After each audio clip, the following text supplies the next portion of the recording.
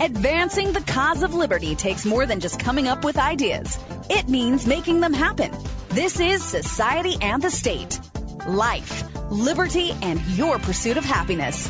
Now, your hosts, Connor Boyack and Brian Hyde. Hey, everybody. Welcome to our last double-digit episode, episode 99.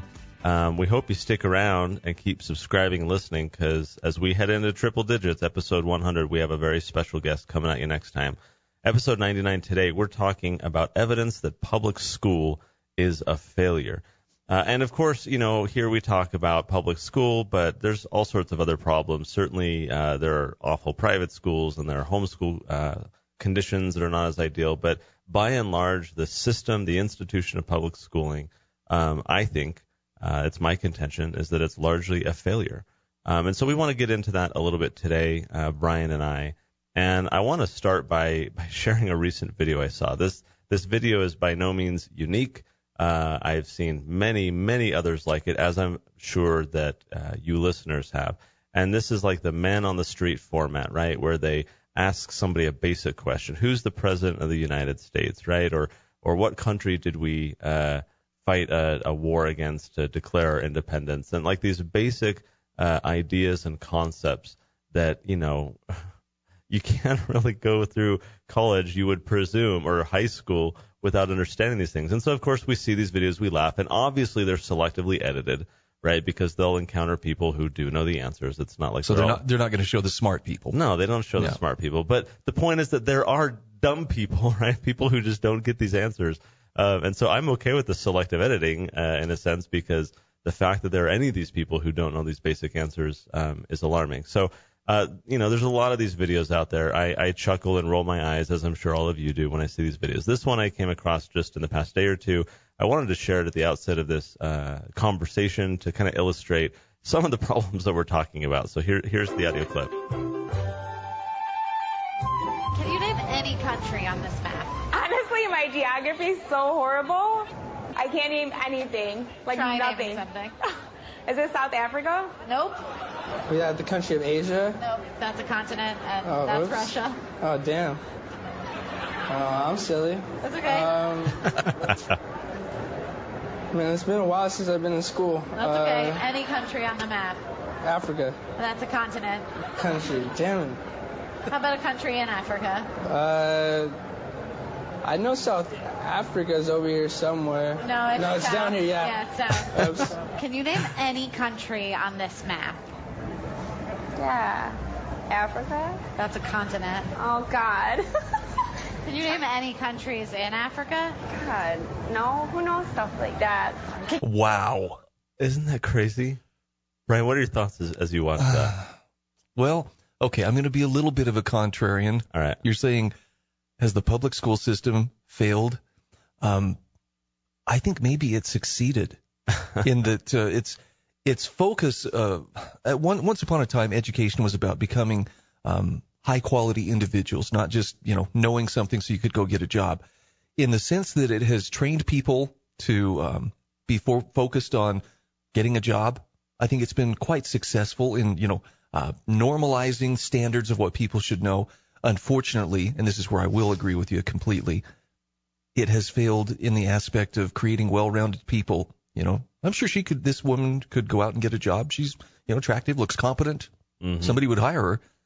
But isn't it important to be kind of well-rounded too? Know a little bit about the world? I mean, just to know something other than how to earn a paycheck is you what I'm saying. You raise a good point, perhaps, that requires a little context. When we say public school is a failure, by whose definition, right? Good point. Because perhaps, as you point out, maybe the goal is, as they call it now, college and career readiness. And in that sense, perhaps these videos and these questions are not an indicator as to whether someone is ready for college, although I think most people would dispute that.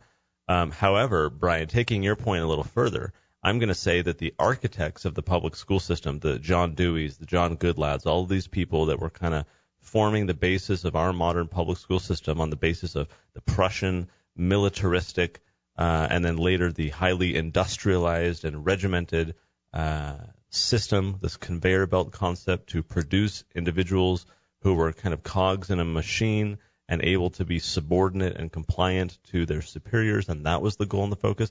So when you take it from like the systemic background, the ideological background for which public schools even exist today, perhaps the allegation is wrong. It's not a failure. It's a success. We're producing people in a culture and society that are very docile, ignorant, and thus very malleable to the intentions and whims of the elite, leaders. That, I think, is a success for many of those who were behind the formation and the purpose of modern public schooling. So what I mean, at least, when we say that public schooling is a failure, is based on the standards and the desires that the parents would have, right? They don't want their child to be a cog in a machine. Parents don't want their kids to be idiots. They don't want them to be docile and submissive to authority, as a primary virtue.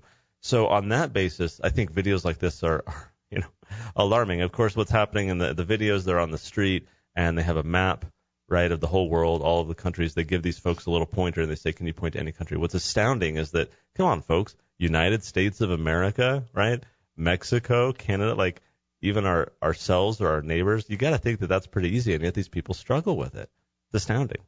Yeah, I'm trying to decide if it's a result of a departure from education and becoming well-rounded people, or if, I don't know, to my perception, and I say this as someone whose wife teaches in a public school, there's a lot of emphasis on teaching correct attitudes over actual hard skills like, math and English and so forth. And I know they have standards and there's a lot of testing that goes on, but you're asking a good question. And the idea being that if the schools are dropping the ball, if kids are coming out into society functionally illiterate, maybe we need to define what we mean by functionally illiterate. Mm-hmm. What would you consider a well-rounded person to be like? And I know I'm asking for a stereotype or kind of a caricature, but for a person to go out into society and be well-rounded, sufficiently educated to be a well-rounded person, what might that look like? Yeah, this is such an important question. I think it's one that every parent should ask themselves, because if we're going to enroll our kids in school or put them somewhere for a decade and a half, I think we need to understand at the outset what our goals are. You need to question the system. And your question, Brian, I think is, again, one that every parent should ask in terms of, what do I want my child to become? Every parent wants a well-rounded child, right? But what does that mean?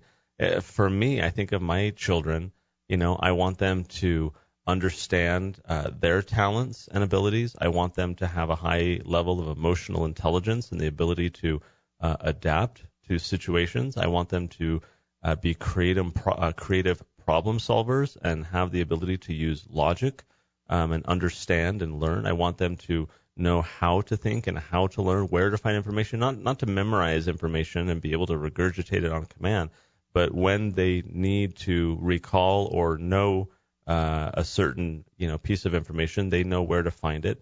They have the ability to investigate and inquire. I mean, it's more like these tools rather than tidbits of information, and they're not even so much designed all around knowledge, in my view, Brian. I want your take on this, but somewhat we're knowledge focused in school. You have to know these things. To me, it's more personality and character and kind of this broad skill set. Do you agree? Yeah. And I'm going to shift for a moment to look at higher education. If you look at the history of higher education in America, and I mean going back to 1604 to like Jamestown, way back when, the first institutions of learning, official institutions of learning like Harvard and William and Mary and things like that were founded here in America, were primarily training people for the clergy. Even though many of those students wouldn't go on to become full-time clergy members, the emphasis was on character training, more so than just simply, socking away knowledge. But, of course, one of the ways that they did it was they studied what those who came before them had to say.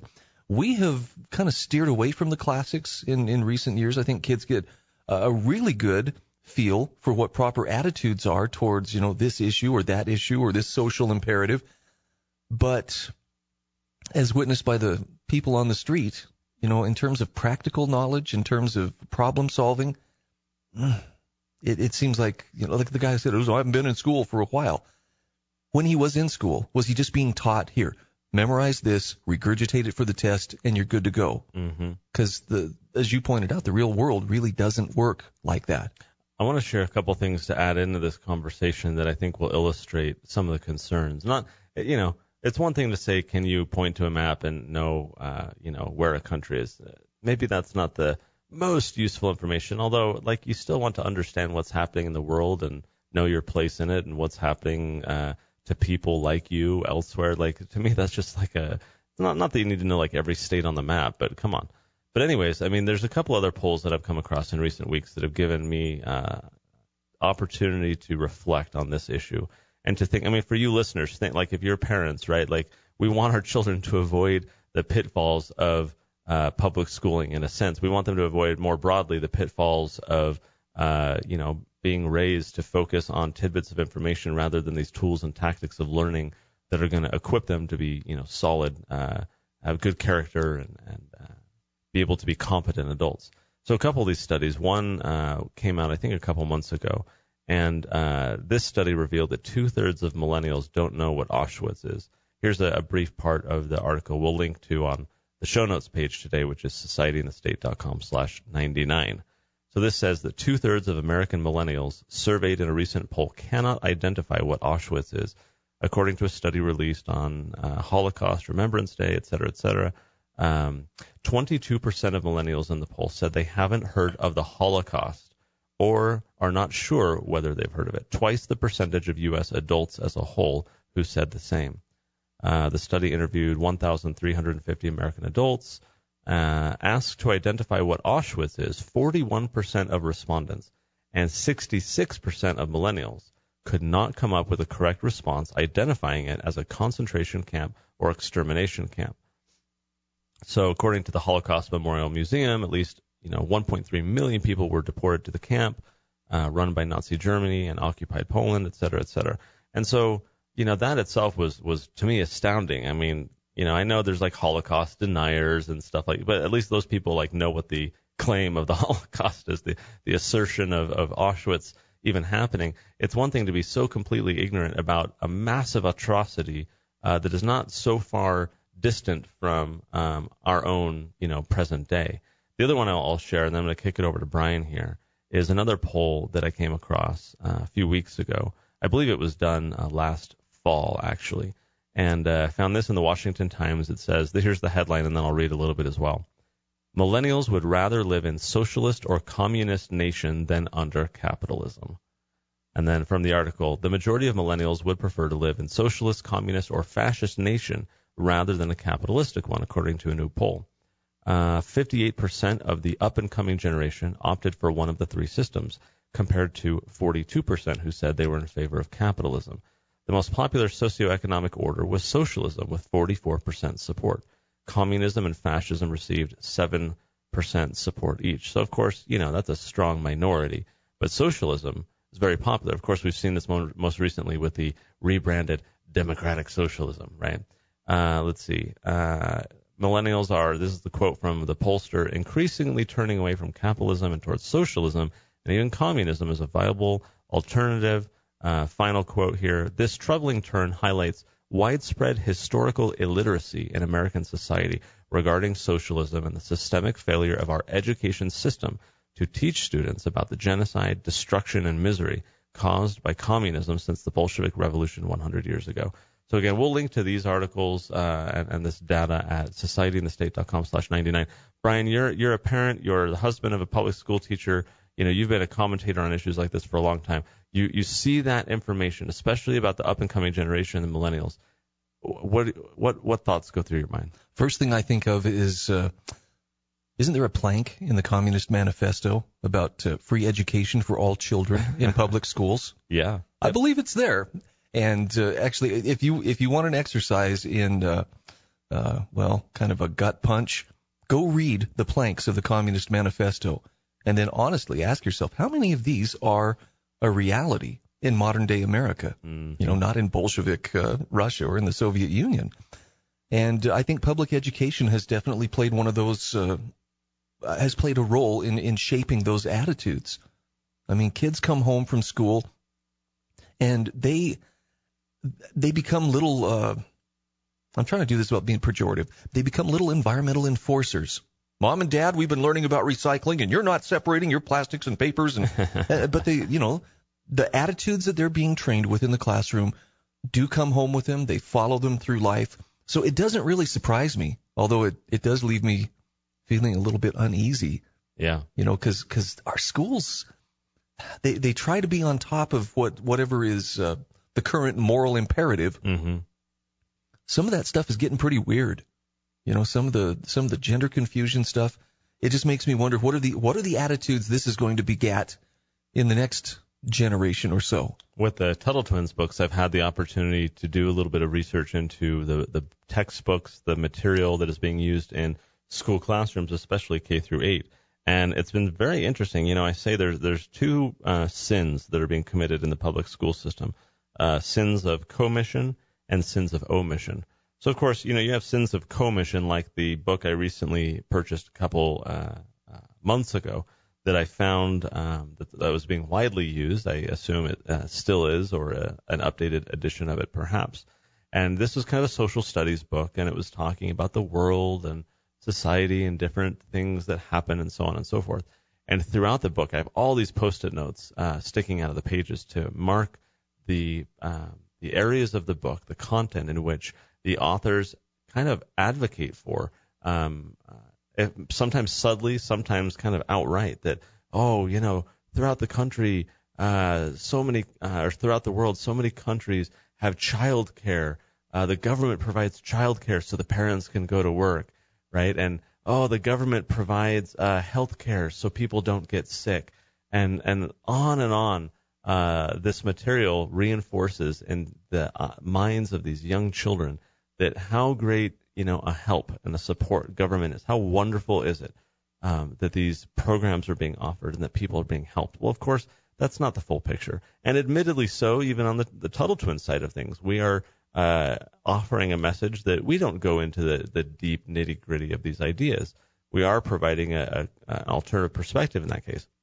But, of course, what's completely lacking from these sins of commission is any sort of historical context in which these ideas have been tried, these things have happened, and the end result, as that quote from the pollster said, is, destructiveness, is there are numbers of problems. Currencies get, inflated, wars start, dictators arise. And, of course, none of this is present in educational material that exposes children to the idea that how good it is that government exists to, help people in this way. So there's sins of commission. And then there's also, of course, I think the bigger problem, which is the sins of omission. And that is, over time, curriculum has been dumbed down, as John Taylor Gatto says, a fantastic individual that if this is a concern, I think we've mentioned him in previous episodes, former school teacher, and award-winning, and he quit public schooling and just said, I got to stop hurting children. I'm out. And he's written a number of books on the history and nature and problems in the public school system. John Taylor Gatto, Gatto. And, of course, from his perspective, he alleges that the system is actually dumbing children down. And if you look at, Brian, you point out the colleges of yesteryear, centuries ago, or even, schools decades ago, you look at the tests that children were being given. You look at the curriculum requirements and the things that children were being taught and expected to learn, and the standards were much higher, right? I mean, multiple languages and, logic and Latin and like all of these interesting concepts, and they were reading tough material and competent in it. And look at how much we've dumbed down. And even then, how often students are dropping out, not able to test at the standardized level, even though that level has been reduced. So there's a number of these problems. And I think it's sins of omission, where we are not using the opportunity to expose children to these rigorous ideas and broader range of information and ideas and concepts that are going to help them down the path. So anyways, I think those are kind of the sins of the public schooling system. And I think the question for a parent is, how do you address that? And how do you get around it? And I wanted to kind of throw a question back your direction, because I know you're very in tune with the concept of passion-driven education. In my opinion, education is a lifelong thing. And the sooner a young person, a student or an older person learns that they bear the primary responsibility for becoming educated, it puts the onus on them, which is where it needs to be, not on the teacher, not on the test, not on even parental expectations. So anything that would move someone into that position of taking ownership and responsibility for their education, I think would help to mitigate some of the dumbing down, which I do agree is happening. What are your thoughts on the idea of not only should we be teaching kids, hey, becoming educated is your responsibility primarily, and it doesn't stop when you leave the classroom? This is so important, Brian. One of the problems I have with the way schooling is done, whether it's public school, private school, charter school, homeschool, is that it is treated as school. It is treated as something formulaic, something structured, something that is time limited. Okay, hey, we're going to take an hour and we're going to learn now. Or, from 9 a.m. to 3 p.m., we're going to, learn. Whereas, as you point out, this is a lifelong thing. This is an all-day, everyday thing. And I think education is better taught, where it's better that we expose children to education rather than schooling. Schooling comes along with all sorts of problems and social dynamics and peer pressure and everything else that kind of comes into play in that environment, even in the home. Whereas I think we ought to have more of a focus on education writ large. Sure, sometimes it's using a textbook. Sometimes it's using a set of standards or a workbook. But if we present to children the idea and inculcate in them this concept that education is schooling, then oh, great, summer's out. I don't have to, do any schooling for a month. Turn my brain off. Right. Whereas that's such a tremendous opportunity to learn and to grow. And if our focus is, on education, Brian, I'm going to throw a question back at you because I want to kind of wind down this episode on the broader concern to society about, public schooling, or really about dumbing down education to the level where it's at today, producing people not unlike, we heard in that clip we shared at the beginning. You're familiar, I know, Brian, and most of our listeners, with the quote that those who don't learn from the past are condemned to repeat it. As you look at the schooling system today and the output, the millennials who are coming out, even the adults who have come out of that, as you look at that and then history very well and you see these historical trends, how do you feel as a father, as an observer, and for this concept that if these kids aren't learning from the history, if they're not learning, for example, the destructiveness of socialism to the point where they prefer it to a capitalistic society, how does that make you feel? What thoughts go through your mind? It's scary because history has examples of other societies that have done this, and some great and small civilizations have become lazy and outsourced, if you will, their thinking and their reasoning to experts, and eventually everybody in society essentially tries to live as a child. They're dependent on others to tell them what the world is and to make sense of it. That's where I think we are heading once again. And the consequences aren't set in stone, but there have been some pretty negative consequences over time when people traded that responsibility and autonomy that's involved in becoming an educated individual and trusted experts to tell them, this is what you need to know. And I think the challenge here, using your wife as an example, right? We know a number of good people in the system doing their best. The problem is more systemic than it is individual, right? Exactly. We can have the best teachers in there who are sincere and trying the best, but the problems are much bigger, I think, than any one individual can solve. And despite the good intentions and good efforts of so many, there's a more operational, logistical, systemic problem, I think, in play. The result is not unlike the folks that we've been talking about today, and the implications, Brian, as you point out, I think are substantial. So definitely, whether it's us as parents for our own children, or us as reformers or would-be reformers thinking about society as a whole, the system that we're in today, I think, poses a lot of problems and even threats to our well-being. Guys, we're going to wrap it up there. Thank you for joining, and stick around for episode 100. We have a really fun guest for you, a special treat and an honor for us, and we're going to keep going from there. So for now, Brian and I are signing off. Thank you for listening to Society and the State. Thanks for listening to Society and the State. For show notes, archives, and more great content, visit societyandthestate.com.